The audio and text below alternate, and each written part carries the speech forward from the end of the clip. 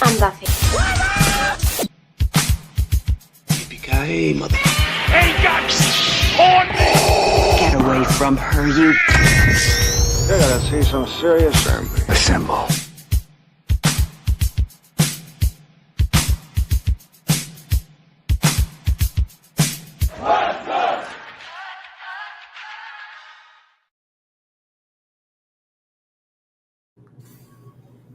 What's up? What's up? Welcome back, everybody, to the Poppers, the Floppers, and the Rampagers. Thank you for joining your boys, the West Coast Pop. We are live with Forbidden Door as the Peacemaker Season 2 trailer plays. We are in Glasgow for AEW. Big week ahead for Dynamite and the AEW company. Zach, what's up with you, man? How's your week going?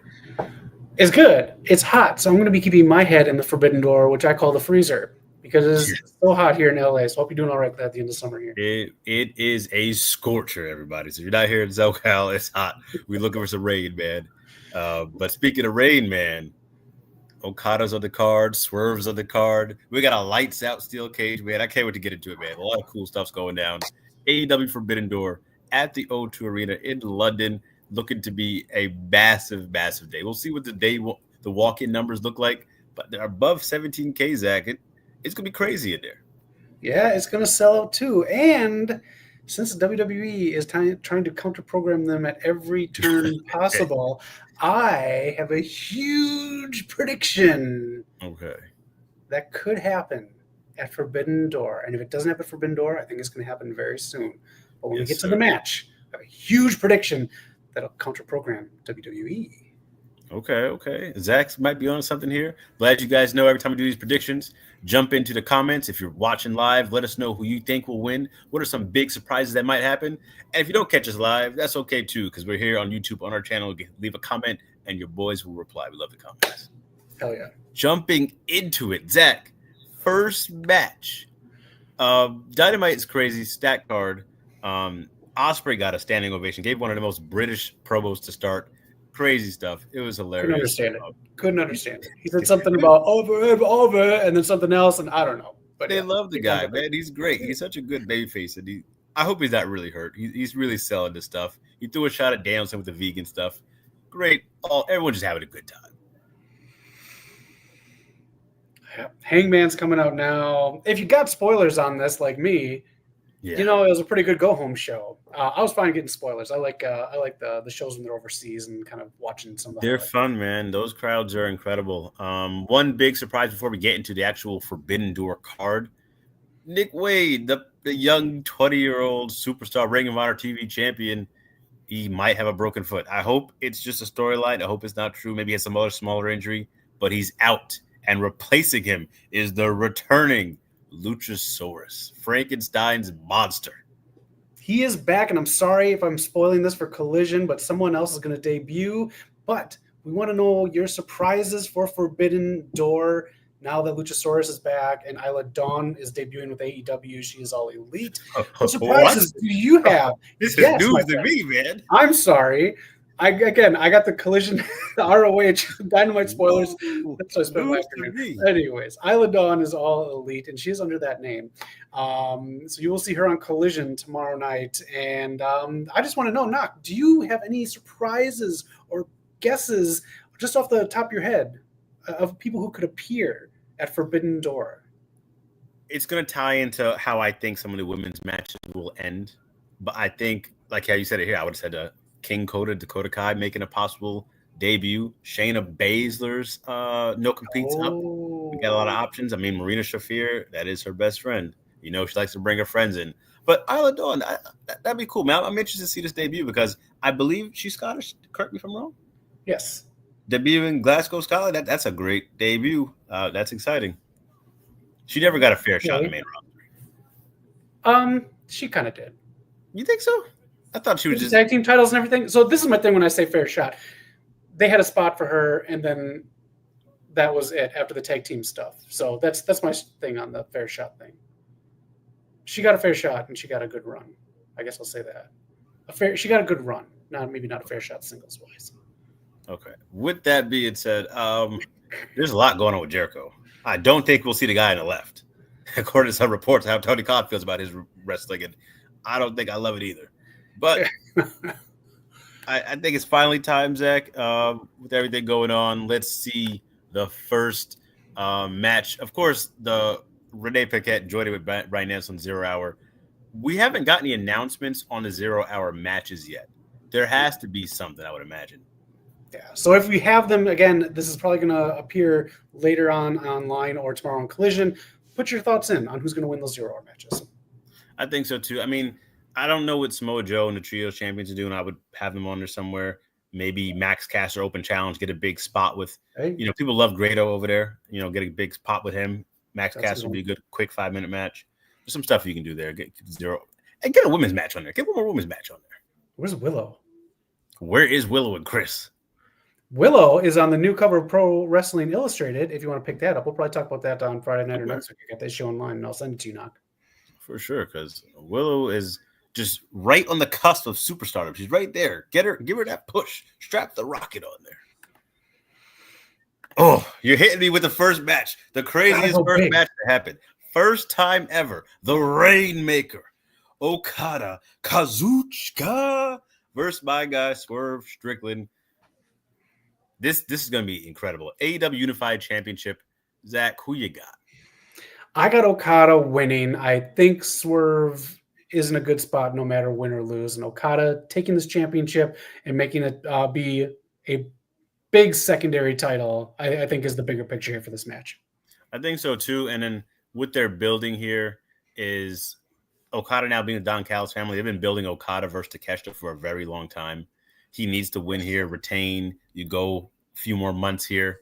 I think at the end of the year, whether it's World's End or if AEW shows up at Wrestle Kingdom next year, New Japan, early January, end of the Continental Classic, I think we get Okada versus Takeshita in a major match. I think that's what they're building for. So okay. Okada's going to win here. Takeshita just won the G1. That's a beautiful belt. That belt is incredible. That's a nice belt. You do got to get something with Swerve here. Swerve will now, if he loses to Okada on Sunday, he will be 0-3 in London as an AEW wrestler, and that doesn't sit right with me. So we got to get him on track here with another feud somewhere or some gold. I don't know. But Okada for the victory here. Let's know in chat what you guys think. Hell yeah. Next up, man, the workhorse, the TBS champion. I've never seen a TBS champion work this hard. Like Mercedes, 4 nights in a row. Jade Cargill did, but she was also not given a lot of time to work. So that's not on her.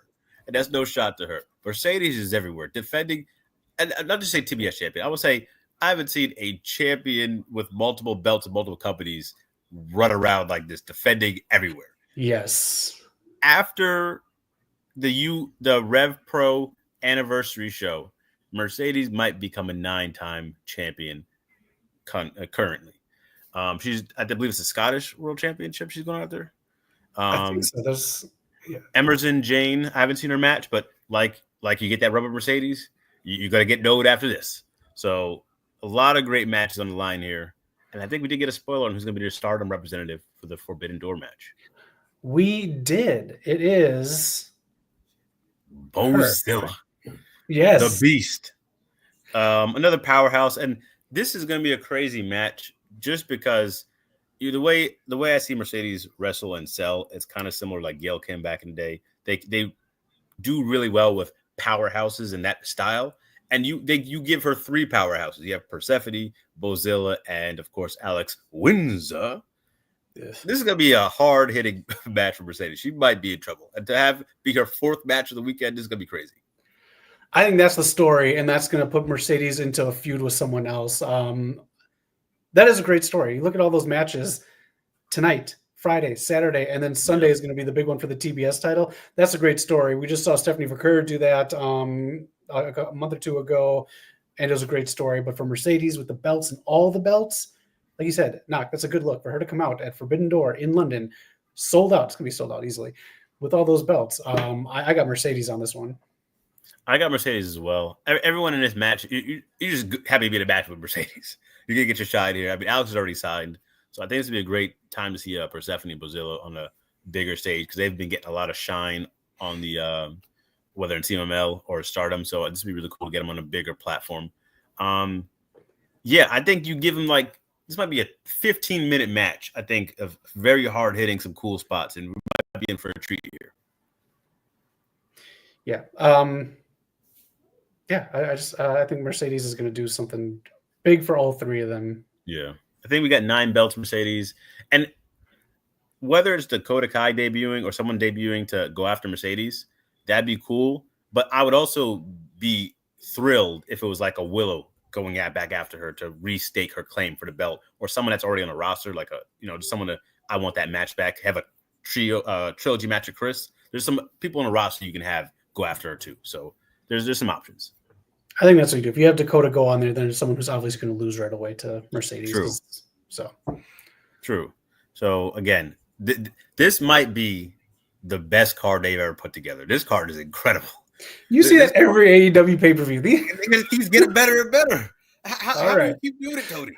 Where were you during my Rampage streams? Those were the cards. Those were the matches. Oh, my goodness. For the 5th time, those were the matches. Here's another 100 time of Acclaim versus, I don't know. Yeah, Rampage was, we'll tell about Rampage all the time. Great Rampage stream from Zach. But moving on. Another match, TNT Championship match. Kyle Fletcher defending for the first time on pay-per-view against Hiromu Takahashi, the ticking time bomb himself. He's a legend. He's a staple with the New Japan Junior Heavyweight Championship. He's had some incredible matches with what's my other? So he's a ticking time bomb. He's had some incredible matches with my boy. I can't even think of his name at the moment, but Ted, Mike, Jeremy. He used to tag with the Motor City Machine Guns. I can't even blanking out my boy. The Marty McFly gimmick. Why am I blanking out on him? He's a great also. Kushida. So Kushida, if you ever want to see, okay, how can I see a great Hiromu Takahashi match? Look up his matches with Kushida. They went crazy.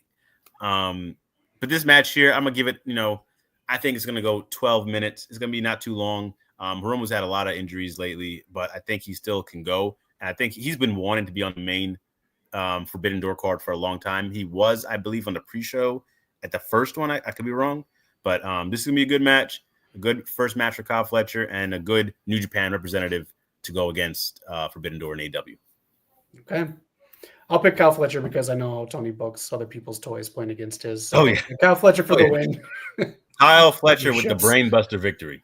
Yeah, they're building him up, so they got it anyways. They have to, man. He's been incredible. It's crazy to see how far he's come. Next up, who I will say it, out of the Forbidden Door matches that are all AEW, I think this didn't get the greatest build, at least from Hurt Taken. I haven't seen too much from them in a while. But we just finished watching Brody King, and Bandito against FTR. They wrestled for a 30-minute time limit draw, tore it up, went crazy. And I think it's time to crown FTR. I see what we're going for all out in Toronto. FTR versus, Cope and Christian. It's kind of hard to see that happen here. Yeah, and that's fine. It's time to get the belts off of the Hurt Syndicate because I want to see bigger things with Bobby Lashley. You have whatever rumors are true or false with MVP saying it, if he said it or not, those things are true. You have Bobby Lashley on your roster. He shouldn't be in a tag team really. And it's fine when he's first coming in, but it's time to go. It's time to get Bobby Lashley, the Almighty, to a big title. I think so too, man. And you got options. You got a lot of belts in AEW. I mean, you got a lot of belts in Ring of Honor. He can win some belts here. My thing Bobby's here, not going to Ring of Honor World Championship against Bandito. I think we can do that. Shelton. Shelton is well deserved world champion. He actually looked great today. This man is still in incredible shape. Yeah, this is a tough match, I think, to book as far as pinning. Because I mean, I don't think Shelton. I think Brodito is here to take the pin. I don't think Shelton or Bobby, that gives them the out. Oh, they lost the belts, but they didn't get pinned. I think that's their out here. But also, you want to. I feel like AEW has gotten better at this, but a problem they've had for a while was protecting the size. The big men always get pinned by the small guy, or their size isn't protected. And I don't want to see Brody take a pin unless it's like some crazy spot to like justify it. I don't want to see that. And then Bandito's on the tear of his career, having a Wrestler of the Year, and he's the world champ. So it's tough to see who's going to take the pin here. But I do believe it's either Brody or Bandito. FTR for the victory. I agree. And honestly, have Brodito break up and have those two fight at the Dishonor pay-per-view. That'd be a good match. You could. That'd be interesting to see, Bandito wrestle a bigger guy, see if he can lift him up, see if he can do some of those crazy moves he can still do against a Brody. And then Brody in the world title opportunity, that's nice. I like it. You got options, man. So it's there. Let us know in the chat again who you got for this match. I think unanimously, though, the Hurt Syndicate will lose the belt. They've had the tag belts for a long time. It is time to shake it up a bit. I think so. Another tag match, sadly, that got changed, though, because I was hyped to pay off the feud with Nick Wayne and Christian Cage. Hopefully they can revisit this down the line, and Nick Wayne actually isn't as hurt as it seems with his broken foot, I believe they said. But we're getting Adam Copeland, Christian Cage versus not Nick Wayne, Kip Sabian, and the returning Luchasaurus, Zach. Who you got? I've got Adam Copeland and Christian Cage winning. I like this better. I didn't like this match being on the card really because it was just kind of not on the Forbidden Door card. This is like the next pay-per-view. That's what I'm saying. I like the build and everything. I like these two back together, but like you said, the build is Cope and Cage fighting FTR in Canada. That's the sell. And then you can do a bigger match where Christian finally gets his hands on Nick Wayne when Nick Wayne is good to go. So that's what I think this is almost not, I don't say for the better that he's injured, but now you get Luchasaurus back and you got a little more layer to the story for later on. And that's why, that's the perfect replacement here. Luchasaurus, I don't know if anyone knew or was following his story. He was in really, really bad shape when he got taken off TV. He was fighting for his life. So to see him come back, I feel like he did the choke slam tonight on Cope. He had a stare down with Cage, and then the crowd was just chanting his name. I feel like he took a moment in there where he was just looking around, and I could see him taking that in. So that was really cool to see. So it's great to see him. He's an AEW original. Great to see him back and get this big moment on a possible 20K crowd with Kip Sabian, another guy who's been there since day one. So I'm happy for Kip. I'm happy for Luchasaurus. Nick Wayne will have those big moments. He was just that freaking all in. So he's had fine. He's 20. Yeah, he'll be all right. And like you said, I think it'd be nice to revisit this down the line. Maybe when Cage and Cope actually win the belts like we feel like they will, that would be nice to revisit. Yep. But again, and it even cost them later on. So, and that could build up the feud and Christian say, I'll take care of this. You go do your thing and finish up your career. And that we have good split of the storytelling. Yeah. Yeah. We'll see. I mean, how long do you got Cope in AEW after all this? Because he's finally getting to what he came here for. Yes. I honestly don't have him much after they split. So I think the tag titles and then they split. And then I honestly give him maybe 5 matches tops. The way he's describing it and the way he moves, I'm no spring chicken, but I think I can sense some things going on.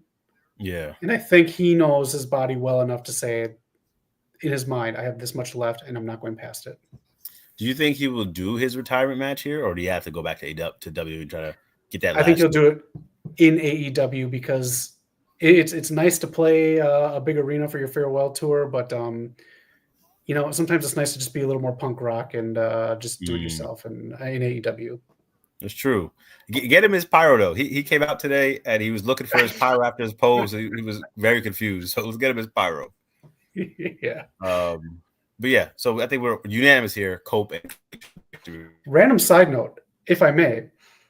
Today, we found out that ESPN's getting all the PLEs for WWE, but Peacock, NBC Universal announced that they have signed on to keep going with Saturday night's main events on Peacock. So they'll have that and NXT. Wouldn't it be great if they honestly didn't say who John Cena's last match was, which they advertised it is going to be on Saturday night's main event in mid-December. If they didn't announce it, they just announced John Cena's final match. And it was Edge who came back for one match and then went back to AEW. That'd be insane. That's at this point in time, that's so out of the realm of possibility. That'd be insane. Mm-hmm. That'd be the craziest thing to happen all year. I couldn't imagine seeing that happening with the way AEW is right now with WWE and that whole whatever relationship is going on there. Yeah. I don't see no handouts. I don't see no favors. It's on site. Just dream booking, that's all. Yeah, no, I get you because it is weird not having him there. Even Danielson would Cena had a few moments there. There's a few guys that, if you're gonna ring the old tunes, those would be some of the guys we'd like to see. I haven't seen Cena lock it up with AJ yet, and he's still there. I know. I thought they were gonna do it in Clash in Paris, but I guess not. Yep. I don't know, man, but we'll see. This is the main event. There's a few other matches, but we can talk about it right here. This is not the main event. No, it is not. Not the world champion Hangman first pay-per-view after All In. From what they said from a presser, it might have been changed as of today, but it was a couple of days ago. The Lights Out match is the main event. That would be tough to. We'll get to it when we get there, but that'd be tough to follow. Yeah. So I can see that. I can see them saying this is the main event because it'll be the last match before the Lights Out, and then because Lights Out, show. I can see them done it, but here I think to me it's clear as day. Hangman gets to retain the belt here. MJF has been inspired with his life, doing the movies, doing all the promotion, and I think his work with the Hurt Syndicate, I think he's been doing really well. So this is a good MJF for me to see. But Adam Page for the victory. Adam Page for the victory. I personally haven't enjoyed MJF in the last couple of months. So what? So fucking boring. It's so boring. I'm sorry. I think he's been smarter, and I think has been poorly booked with the Hurt Syndicate. I think it could have been better. The ending was rushed. Yes, it should have been a bigger story. But this is where my huge prediction comes in. You want Forbidden Door, you have Hangman win. What could happen to cost MJF the win? Or what could happen to him afterwards because he has ran his mouth? Oh, no, not Wardlow. Daddy Wardlow. Goldberg. Goldberg's 2 weeks or whatever he needed in WWE is done with. He can go anywhere he wants and do anything he wants. He talked a lot of shit. Tony Khan's the next guy up to give him a paycheck and a retirement match. This is it. This starts it. And if you want to go head-to-head with all these things that WWE's doing, this is how you do it and get him back for that Saturday night's main event. And people are going to be talking about this a little bit more than Heat Wave Sunday night. That'd be depending on how it was booked and how they did it. That could be a huge slap in the face of WWE. But you also kind of slap it in the face your fans. I feel like your fans won't take Goldberg the right way. So I don't think he'd get the love he would be looking for a retirement match. I mean, unless the check is the one he's really looking after, I don't know. But that'd be interesting if there was to happen. That'd be interesting. It's just my prediction. If it doesn't happen at Forbidden Door, I do believe this is going to happen before the end of the year. That'd be interesting. Well, if that happens, you can say goodbye to Bret Hart forever. He ain't coming back. Yeah, I got no comments on Bret. Shout out to Hangman. We'll see what happens. When they showed Dynamite, he came out walking through the transit with the crowd. He came out the train, walked up to the stadium. That was kind of interesting to see. Some people say it might be a shot at somebody else who didn't get transportation, that take the train. I don't know. But all right, it's pay-per-view weekend. Some controversy is going to happen. Yeah, Rick gets transportation on a train. Woo! In the main event tonight is Athena and Mercedes teaming against Tony and Alex Windsor. But yes, on the show, the match I think might steal the show, and I think you have to have Tony do the job here. Athena for the victory. AEW Women's World Championship. Listen, you can't keep doing these casino battle royals with a world championship opportunity and having the challenger lose. We've seen it too many times. This will be the third time we've seen it happen, and the challenger lost. Christian Cage had it at Revolution, lost. I think MJF is losing. I think Athena will be the one to win. Forever champion, continue it on. And, to have somebody who lost to Mercedes, you can run that back, have her beat her this time, and keep that going. She's on the run of her lifetime. I think Tony will bounce back. She's had the belt since February. She's been around the championship for the last 2 or 3 years. I think she can go some time without the belt to get back to it. All right. I don't think this is the pay-per-view to do it. I think this is going to be in the middle of the card. I'm going to pick Tony Storm to retain because I think whomever is going to take the belt from Athena, and I say this every time we do an AEW predictions with Athena, Billy Starks is going to cost her ultimate chance to win this. Ooh. And that is who is going to take the ROH title off of Athena. Ooh. Sending Athena then to the main roster and being done with her minions and Billy Starks, and then Billy Starks or whomever is going to be the one. But Billy Starks just makes the most sense storyline-wise for Athena to lose to. It does. And that's what's going to happen. That's what I think is going to happen. I've been saying this since Athena was at 500 days. Once she hits 1,000, all bets are off. Just let her get to those 1,000 days. You know, she's already the longest rating champion in Ring of Honor history. And she used to be on AEW more. She's way too talented to, not be seen on Ring of Honor. And it's time to get someone else in that spotlight to get the belt. Billy Starks to win that world championship would be kind of cool. You have some other women coming up. We're waiting for Red Velvet to come back. She's been putting a lot of work. So there's a lot of contenders on Ring of Honor to get a women's world championship. Billy Starks doesn't need to hold it on for that long. Like you said, she can give it up to Red Velvet when she comes back, or to someone else, or Amanada, who's been on ROH back and forth. All Billy Starks needs is the showcase to be the one to take it off of Athena, and that's what's going to put her up there in the stratosphere. So I will say this though, as much as I like Ring of Honor, and they have Death Before Dishonor and Final Battle coming up.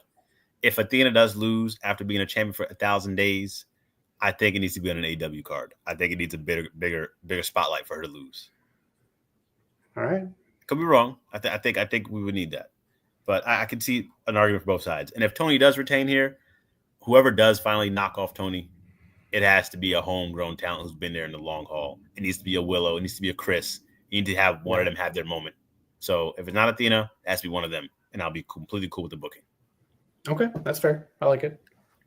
We'll see. And then, of course, this is the most – it's for the IWGP World Heavyweight Championship, but this is the most British match of British matches.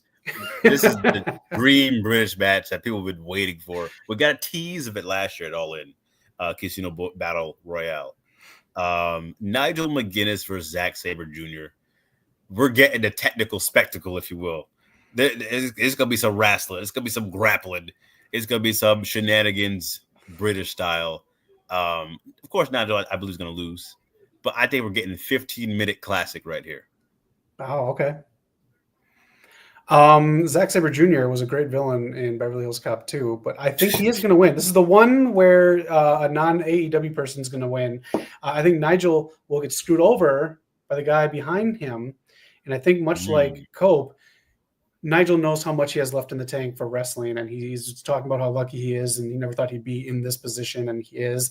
I think he's going to use this to have a couple more matches and put over someone like Daniel Garcia, who really effing needs something, because that man is a channel changer right now. And I think Nigel's the guy to do it. Nigel is the guy to do it with the emotion and the story, and if it's going to be a heel or a face Daniel Garcia to do it, I think that's what he's going to do, is put over a younger talent and maybe make his way out then. But great that we get to see this, and he's a look at his posts and everything. He is beaming with pride to be able to do this. He is, man. They're booking him so smartly. Again, he's one of the best wrestlers of all time. His career got cut short. I thought he did great when he jumped to TNA. They'd give him a feud with Kurt Angle right off the bat. It was incredible. And then, got cut short with some stuff going on, and he had some health stuff. Obviously his Ring of Honor career. But this is cool to see. Booking him for these big London shows is just smart booking. If I was to do a Garcia feud, I would have Nigel have a few more matches. I have him get another one-on-one match with Lee Moriarty. I would do the Yuta match. And if you want Daniel Garcia to be the final technical spectacle boss to pass the torch to, I would have Nigel retire at next year's All In. Get him that, because it's in London. Get him that big moment at one more, big show. I would do it there. I think he would do the job in spectacular fashion. Yeah.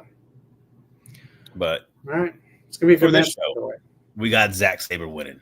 I don't think he might be champion by Wrestle Kingdom, though. I think Zack Sabre might lose the belt before Wrestle Kingdom. He's already a two-time champion. They got the belt back on him, but the fans are clamoring for Takeshi to get that belt and walk in to Wrestle Kingdom as champion. Well, fans aren't really doing it on what I've been seeing, but I think we're on different timelines, Knock. Joe, how do you feel? Let me just get you really quick about that, Takeshi winning, because there's a lot of fans that hated it. Because as an AEW guy brought in, and he's a guy from AEW, and AEW is kind of like they kind of look like the company that poached a bunch of New Japan. Yeah, it doesn't look the best, but he's also dual signed to New Japan. He signed to New Japan, AEW. He just collected contracts. He's a contract collector.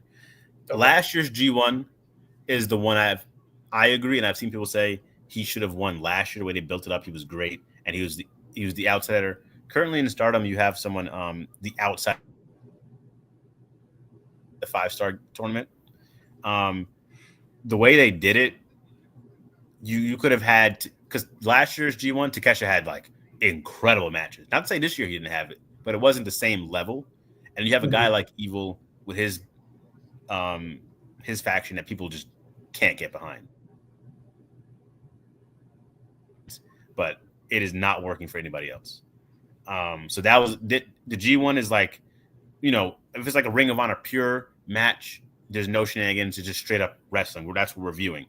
The G1 is supposed to be that as well. And with Evil and his people doing a whole bunch of low blows in certain matches and just, hamming it up a bit, it just doesn't work. So I think that's part of what the discourse came from. And I would have given Takeshita, a better final opponent to really put him over. We had finals where it was Kenny Omega versus Naito in his prime. Okada freaking versus Tanahashi. All these like your G1 finals like supposed to be the match of the year. It's like, oh my gosh, this is what it's all about. So I think that's what the issue was as well. Okay. Yeah. So I truly hope New Japan can figure it out. And like they are in that position, like you're right. A lot of their stars aren't there. Zack Sabre Jr. has been there for a while, but he's never that main guy who drew people in. That's kind of an issue right now. So a lot of young guys like Shota, they just got to get ready. They really got to take the reins and run with it because right now New Japan needs those new stars. Next match and final match, and what Zach informed me was the main event. I have so many questions. The lights out steel cage match that is unsanctioned. We had blood and guts. We don't know. Is this going to be a big ass cage we can go around? You can't just put 10 people in a ring with a cage. It doesn't make sense. But with the Death Riders, we had Moxley, Claudio Castagnoli, the Young Bucks, and Gabe Kidd returning here, who was in the G1, had to bow out from injury, but now he's back in a cage match in AEW. I don't know.